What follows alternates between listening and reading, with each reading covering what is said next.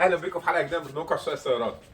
حلقه النهارده هتكون فكره جديده ويمكن احنا اول قناه ننفذها كقناه متخصصه في السيارات في الوطن العربي. الفكره بتاعت النهارده باذن الله هتكون فكره البث المباشر. من فتره عملت حلقه اسمها سؤال وجواب، بدات ان انا ارد على استفساراتكم. انا مصور فيديو وانتم بتتفرجوا عليه، وفي نفس الوقت انا برد عليكم باسمائكم وجايب كل واحد وسؤاله صح. ولكن فضلت الفكره هنا ان انا بعمل قالب جاهز وانت بتتفرج عليه.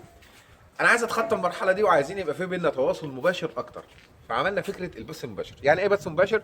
يعني انا هبدا ان انا اصور، الردود بتاعتكم هتجيلي فورا وانا هرد عليها فورا لايف. انت متخيل ان احنا نبقى كاننا قاعدين في ايفنت مع بعض، بما ان احنا مش عارفين نعمل ايفنت لان احنا المتابعين بتوعنا في كل انحاء العالم، فهيبقى صعب ان احنا نعمل ايفنت يجمعنا مع بعض. فانا باذن الله هنبدا فكره البث المباشر. جيت ابدا فكره البث المباشر على اليوتيوب، لقيت ان الموضوع محتاج تكنيكال زياده شويه ومحتاج شويه تجهيزات هنعملها الفتره الجايه. بس بما ان انا عايز ابدا الفكره معاكم وعايز اتواصل معاكم اسرع، فانا هعمل الفكره دي وهنبداها باذن الله على البيج بتاعتنا على الفيسبوك. كل المطلوب منكم ان انت هتدخل على جوجل او على بحث الفيس وهتكتب عشاق السراب مع عصام غنايم البيج، هيظهر لك البيج بتاعتنا. البيج بتاعتنا هتدخل عليها، هتدوس على اعجاب، هتدوس على الاشعارات وتدوس على شاهد اولا. ليه؟ علشان تبدا تتفرج علينا مباشر. اول ما نبدا البث المباشر بتاعنا باذن الله على طول يجي لك اشعار بيه وتبدا ان انت تتابعنا فورا.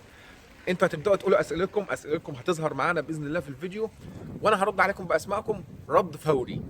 طبعا فكره جديده وجميله في الردود بتاعتنا او في الاسئله بتاعتنا. حابب ان انت تستفسر عن حاجه، حابب ان انت تقول لي على فكره جديده، حابب ان انت تتكلم في اي حاجه في مجال السيارات، انا معاكم.